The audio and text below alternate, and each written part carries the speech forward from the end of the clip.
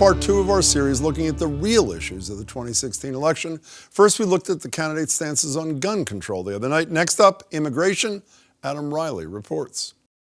Jeb Bush has struggled for so long that it's hard to say where his campaign went awry.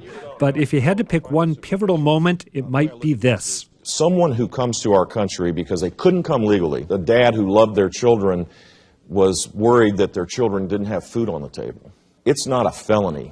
It's an act of love. Turns out that when it comes to immigration, Republican voters prefer a different message. They're bringing drugs, they're bringing crime, they're rapists. Donald Trump's scorn for illegal immigrants from Mexico has been a staple of his campaign.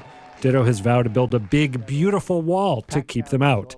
He's not keen on Syrian refugees either. If I win, they're going back. They're going back. And right now, Trump's closest rival sounds a lot like him. We will build a wall that works, and I'll get Donald Trump to pay for it. Ted Cruz also says he'll end birthright citizenship and President Obama's, quote, unconstitutional amnesty.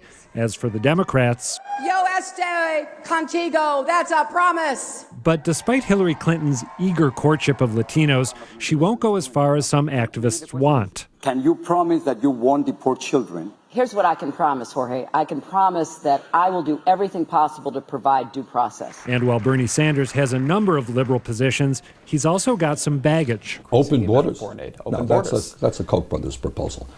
The Really? idea, of course. Which leaves longshot Martin O'Malley as the most liberal of the bunch. As for longshot Jeb Bush, a super PAC backing him is now attacking Marco Rubio for being too liberal on immigration. He opposed amnesty. Then he flipped. So much for an act of love. Adam Riley joins me now. Adam, good to see you. Estoy me.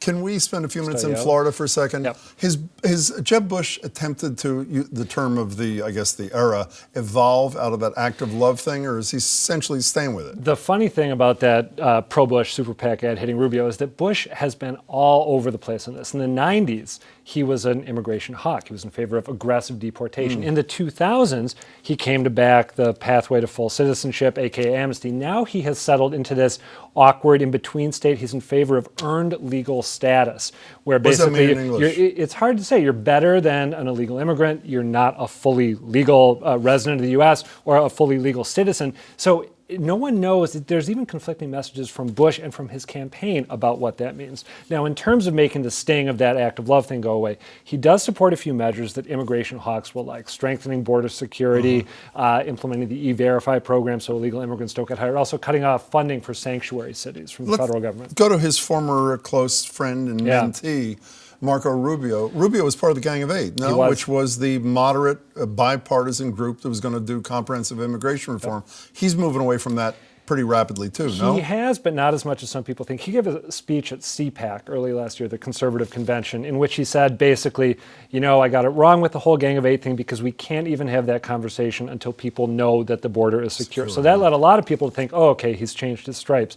In fact, he's still in favor of a path to citizenship, but he says it would be a very long path to citizenship. First, new arrivals, criminals would be deported, then you'd have to pay a fine, you'd have a background check, pay taxes. After 10 years with a work permit, maybe you could get your green card and see where that goes. Can you play Republican strategist for a minute? Absolutely. There's one part I totally get, and everybody watching knows this. In Republican primaries, you run to the right. Democratic primaries, you run to the left, and then you try to figure out how you can get to the middle in the final. On this issue, more than any other, it seems it's critical. If you stop 10 analysts on the street, they'd say one of the primary reasons that Mitt Romney's not president is because he lost the Latino vote 71-29 to Barack Obama. How do you improve on the 29% in a final if this is where you are as a Republican candidate in the preliminary? I think the hope for Republicans, especially Republican Latinos, is that maybe if Ted Cruz or Marco Rubio are the nominee, you get some extra votes that way. Also, we hear the argument again and again that Latino voters are more in line with the GOP on social issues like abortion and gay marriage, that they're more traditionally oriented.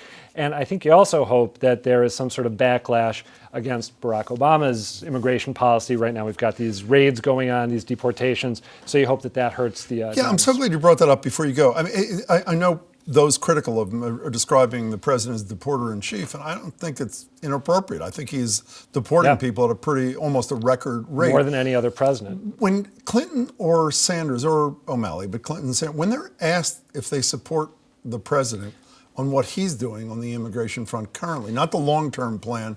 What do they say? Well, they've both been pretty clear that they think these raids going on right now are a bad idea. Clinton was asked about that in the recent Black and Brown Forum. She said that she'd make sure that kids who were at risk of being deported had legal counsel, that she'd change the status for becoming an asylum seeker or an asylee. Bernie Sanders wrote a letter to the president saying, let's give everyone who's arrived here in the past couple of years sort of a temporary legal status, stop the deportation. Sanders is a really interesting case because he, he's very concerned about domestic wages, domestic inequality, and he has argued in recent years that open borders and an influx of immigrants will drive down American jobs, which leads some conservatives to dig what he has to say more than they like Hillary. You really know this stuff. I'm trying. Yeah. Adam Riley, thanks so much. Chip. These are great, by the way.